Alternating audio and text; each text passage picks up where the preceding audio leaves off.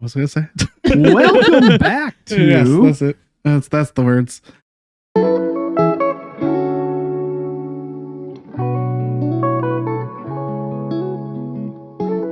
Welcome back to another episode of Kate and Isaiah Living Large. I'm Isaiah. And I'm Kate. And once again, we are joined by our lovely guest, Nigel, for a second week. He did so well the first week, we thought we would bring him back. It occurs to me that we didn't actually say his full name in the last episode either. And we should actually give him a full introduction this time. For those who missed last episode or didn't catch it. This is Nigel Wiles. Hi, I'm Nigel Wiles. And he is manages a credit union and is a father of 3 and married to a lovely wife named Melissa. Because I have noticed about Isaiah and Nigel, who I met prior to meeting both of their wives, that their wives are pretty terrific humans. And not just because they put up with them. They're like actively better than both of these 100%. And these dudes are both pretty great guys. That's a stretch. It's by comparison, our wives are significantly better than we are. 100%. Yeah. Yeah. That is an absolute true fact. And Isaiah and Nigel go way back to university days. Oh, so far back. Yes. Actually, I go farther back with his wife. Yeah, you do. I grew up as a child with his wife. Yeah. It's true. In fact, you want to tell the story of how we became friends?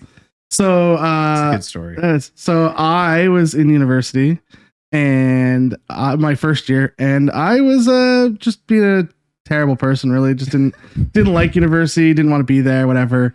And my mother ran into his now wife and was like, "Hey, can you like get Isaiah involved or something? Like keep him, make sure he like stays in school." And then she introduced me to Nigel, and I stayed in school. Yeah, we definitely kept him in school. So that's how we ended up like starting to hang out. And then him and I were essentially the dynamic duo at the university. And we did the Keith's crew together. Oh my gosh, we did so many things. We did way too many things. And most of which can't be talked about on the internet. And then Nigel and I met initially in Woodstock, because Nigel lived in Woodstock just after I lived in Woodstock, because he and I learned we can't exist in the same place for very long. True. Until now.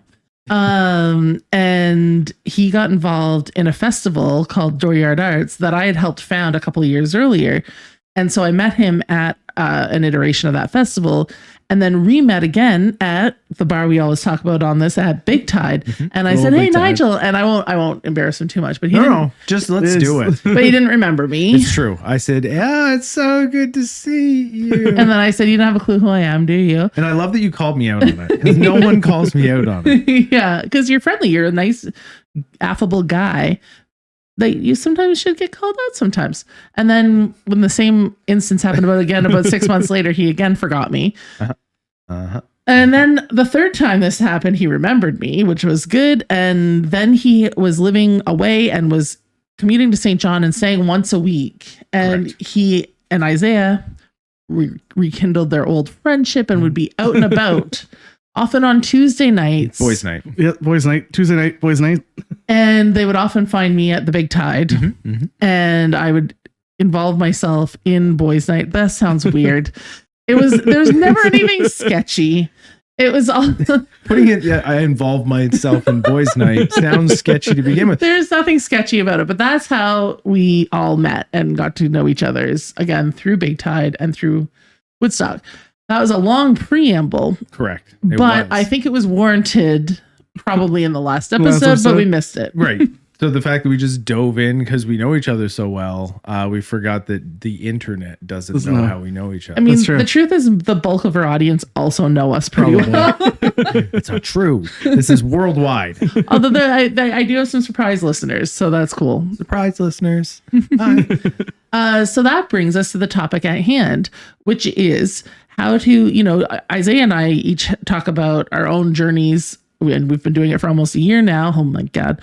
And how challenging it is just as for me as a single working person who lives alone with a busy schedule, and Isaiah and his wife, Andrea, who's top-notch human, how that is a challenge to get lifestyle stuff underway.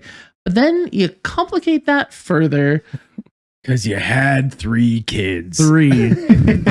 Listen, 3 kids is too many. It's too many, actually. No, so we had And kids are adorable. I'm sorry, children. Kids, when you if see you're this listening to in years from now. Right. I don't mean it. I love you all. No, so we have 3. We've got a 5-year-old, a 9-year-old, and an 11-year-old as the taping of this show. That is their ages. It won't change in the next week and a half, right? Well, you never know. I have 3 kids currently. Who knows what's going to happen between now and 2 weeks? So we have 3 kids, 2 of which are involved in competitive sport. So I've got Scarlett, who's my 11-year-old, who's in competitive cheerleading. Nora is in competitive gymnastics. And fun fact, in 2 days from the airing of this show, she's going to be in her first competition in Fredericton. Wow. So she'll be a pro gymnasiast.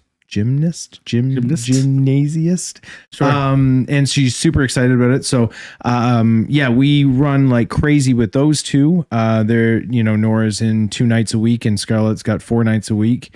And then Evelyn, who's my youngest, who's 5, is in Sparks and an hour a week of gymnastics. So all said and done, they have 2 part-time jobs and then go to school. And my wife works as well. And she does everything with the school. She's part of home and school. She works significantly harder than I do. So yeah, there's a lot going on. And there's 5 of us. And the whole point of the podcast, keeping everything together and thinking about how we want to fuel all of the little bodies and our bodies as best we can to make sure we're in the best shape we can be is significantly difficult. Right. And so an important point that I hadn't even thought of is that 2 of your girls are in very active things. So what they eat is very important. What children eat is very important anyway, but particularly so when they're fueling their bodies to do these incredible feats like being tossed in the air as a cheerleader and as a gymnast and hurling themselves through the air as a gymnast. Yeah. That's how that works, right? Yeah, there's a lot of hurling. And me trying not to hurl, watching them do it. It's, right? It's crazy the stuff that they can do, but yes. And then also in your experience as somebody who works at a credit union, financial concerns for anybody in trying to support a healthy lifestyle become rather challenging. So how do you go about it? Like tell us about how you feed your children day to day and yourselves. Well, usually they use their mouths. So the busy lifestyle, there's always that quick and easy option of the fast food or the, let's pick up a to-go salad or let's stop at Wendy's on the way home because we're done for the day and I don't feel like cooking. And to be completely transparent, we do the fast food probably more than we should. And I guess should is probably a strong word, but more than I would prefer. But at the same time, at times it's a matter of, we just got to do it. Sundays are our toughest day, because we've got to be, up and out the door at 12, we'll call it 12:15 at the latest. And my oldest is in cheer from 12:30 until 5:30. And my middle is in gymnastics from 1 until 3 out in the valley, which is about 25 minutes away. We get all of that done. So lunch is usually a concern of doing that. Breakfast is usually okay. And then at the end of the day, we're all completely zonked. So it's, what do we eat for supper? Right. So, the hardest part and probably the best thing that you can do, and you guys have talked about it on the show before, it's about thinking things through, prepping, planning, and being ready for the week, and knowing here's the things that we're going to do. Does it work all the time? No. Do the best plans get totally demolished? Of course they do. But from a healthy eating perspective, the best you can try is keeping, some things pre-made, cooking, all of the chicken and having it ready so that you can cut it up and do wraps and salads or whatever you want to do with that. And Melissa, my darling wife, she's a sale finder. She is very good at, I'm going to go down to No Frills and have a plan, but will immediately adjust my plan if I find 50% off X. She's big on Flash Food, which is a great app. Love Flash Food. Right. So as long as you know what Flash Food is, do you know what Flash Food is? I don't know what Flash Food is. So good. Okay, I'll send you the link. So Flash Food is, it's through Atlantic Superstore, and they're affiliates. It's an app that you go on your cellular device, and it shows you all your like 50% off produce and what is it, yogurt and like all these different, like there's meats and all that on there, like produce boxes that are real cheap, and it's awesome. And so you buy it on your phone, and then you just stop by that store and go to the Flash Food area, and they literally hand it to you and walk out with it. So it's genius. It's amazing. So how long has this been around? Years now. Oh my gosh. But it is, I find it is hit or miss sometimes. They don't always have a great selection of things, but I know when we go grocery shopping, we look online, we look at it. Yeah. Because if I'm walking, I usually go to the superstore anyway, because it's really close to my place. And so when we walk in, I just throw it on just to see what's even there. Yeah. So Melissa's really good at, she checks daily, and we'll just go on the app, and there's like 5 different stores near us that we're in the vicinity of anyway. So as long as you pick it up by the date that it says on there, they'll still have it for you. And I've gone to the store before and been like, I'm here to pick up whatever it is. And they're like, oh, we don't have it. They go and get you a new one off the shelf because it's their fault. So they're it's really quite good. We got juice that we're going to use for smoothies that we picked up. It's regular $4. I got it for $1 because it was on the app. If you look, there's usually something there. There's breads, there's pastries, there's everything. So if you're, she's very good at it. I look like Isaiah if I'm at the store and I'm like, I wonder what they have. But if you check daily, usually you've got a couple days to pick this stuff up, and we're on the road enough that we're by one of the stores anyway. So that's helpful. I have what we refer to as half price star. So when we're in one of the stores, I look for those little triangles that are like, hey, I save half and then I buy 2 of them because I don't know, I do that. But then that's the way that we shop, is we've got an idea of what we want to do. We know kind of the things that we want to eat. We know what our kids, I won't say we. Melissa knows what our kids like to eat more than I do. She plans the lunches while I get them ready in the mornings. So she does a significantly better job than I do at packing and making food. And it's about being adjustable when you go in. So we have a plan of what we'd like to do, but that can change on a dime when we see they're on sale or half price or whatever. And are your kids fussy eaters, or you kind of give them? Well, yeah, like how do you deal with the potentially having to make 3 different meals? Right. So there's 3 of them. They can be very fussy, but then other things, kids are strange. One day they're the biggest fan in the world of something, so you buy more of it, and then they don't like it anymore, so now I have to eat it all. But then 3 weeks later, they're like, why don't you buy that anymore? And we're like, because you don't like it. And they're like, I love that. So I don't get kids. They change what their preferences are. Like they change their socks. But we, again, Melissa does a very good job of kind of knowing what the kids are into and what they like. Cucumbers at our house are, if we don't have cucumbers, we're screwed. Your kids do eat cucumbers like crazy people. And I was at the store today and I was like, Melissa's cucumbers are $2 a piece. And they're like the English cucumbers for $2. And she's like, yeah, we need them. Get 2. And I was like, I already got them. Like they're in the basket, but this is stupid. Because like we used to get them for 89 cents a pop. I know, right? And my kids eat them like popcorn. Yeah, they crack them crazy. in half and then eat a half a cucumber, and that's I hate cucumbers. It's ridiculous. Yeah, I don't like cucumbers or pickles. Nah, There's something wrong with him. Yeah, that's I'm that that's kind on of. you. I'm also picky. Yes. Not pickled. Isaiah also used to not like rice. That's true. We've had that discussion on here. I don't love rice. I mean, it's a kind of a nothing food. Yes. But if I were to, and I eat it, and there's nothing wrong with eating rice because it's like I don't dislike rice because there's nothing to dislike or like. But if I were to choose between rice noodles or pasta or potatoes or literally any other starch but rice, I would choose it. Okay. Well, I brought that up in the wrong room then. I used to like, my mom would make a pot, like a big old pot of rice. And that would be like, I would eat almost all of it. And leftovers would be from, well, like I was a rice fiend. So anyway. Did you know that if you leave rice cooking too long on the stove, it pops like popcorn?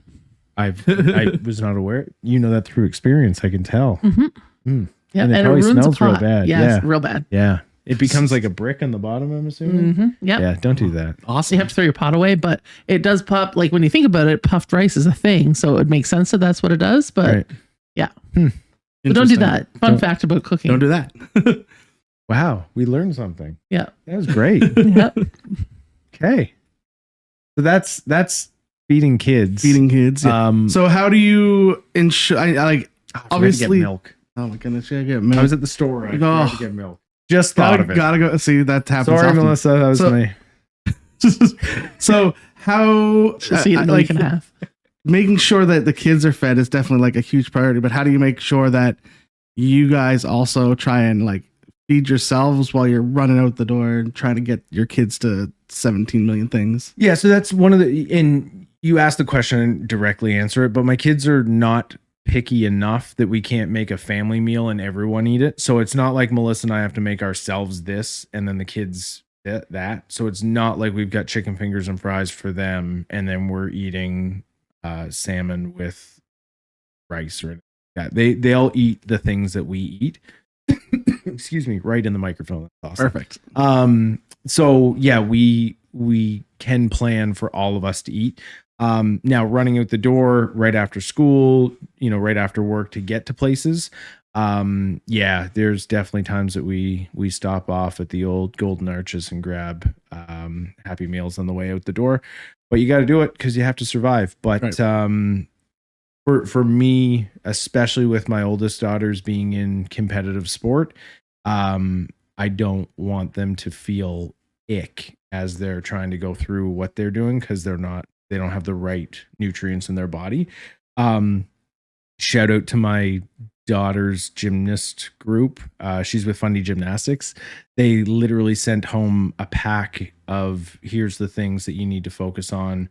Not only in staying healthy, but they give you a food guide. They talk about like the things that you need to fuel your body with. And they actually like promote healthy life as That's pretty opposed to awesome. just you're here to be a gymnast and you're paying us a bunch of money to do that and we'll take that from you and then you go do your thing. They're actively involved in, the kids being healthy while they're doing it. That's terrific. Yeah. Yeah. And I've never seen a 9-year-old with a 6-pack, but my daughter like just rock. She's had a 6-pack since she was like 2. Yeah. Yeah. We always called her the American Ninja Warrior. And she's active. She's one hell of a little go-getter. Yeah. But I think we've touched on what we wanted to touch on here. Do you have any last questions there, Caitlin? I do actually have one more. Sorry, I know you're trying to wrap it Before up. we wrap it up. But one that I've noted that when you're feeding your kids, and your last episode, we talked about how you feel that, or it's been pointed out to you that you've put on a little bit of a pot belly. Right. And it's something you're thinking about working on and have kind of just been thinking about it anyway. Are you a parent that when your kids don't finish something, you eat the remainder of their plates? Funny you mention that, Caitlin. So I'm the guy that when we go out to eat, like if we're at home or something, I usually don't take a whole lot. Like I'll take the staples of what's going on, but I know I'm going to be eating what's left over from the. Yes, the answer is 100% yes, but I also kind of plan. Like if we go to a restaurant, I'll get like 10 wings and a beer because I grab a beer. But then the kids won't finish their sandwich or their burger or whatever. And yeah, I'm totally rocking that back. It's like a buffet for me. Cool. No, that's another thing that comes up commonly with parents is that they end up eating a lot more calories than they even are thinking about because they're, might as well eat this quarter of a grilled cheese or whatever it is. Yeah, that's me. Cool. And so I think Nigel, I know you don't have much of an online presence, but do you want to tell us about where people can find you? Yes, you can find me on Facebook at Nigel Wiles. That's about it. No, I'm on Facebook X. Hey, I'm on X too. And Instagram, all just Nigel Wiles, pretty boring. And I'm on the LinkedIn as myself. So that's me. Excellent. And what about you, Isaiah? I am Maritime Brews on all of the social medias. And of course, you can find our Buy Me coffee mic. Although we, again, have our third mic, thank goodness. But we're now going to work towards a nice new camera. I think that's our next big purchase. What about you, Caitlin? You get to wrap it up this week. Yeah, I do. But where can people find you? You didn't tell us. Oh, I'm at Maritime Brews everywhere. Oh, yeah, you did say that. I did say that. See, Caitlin's not used to wrapping up. I usually the one that wraps up. Thank you for joining us here today. You can, if you're watching us on YouTube, be sure to like, subscribe, share. And also, you can find us on Kate and Isaiah Living Large on Facebook. You can find me at Fat Caitlin on TikTok, at Kate D on Instagram, and then Caitlin Dean, all the other platforms, and the Caitlin Dean on X. And thank you all for joining us. This has been Living Large. Bye. Bye. Yeah.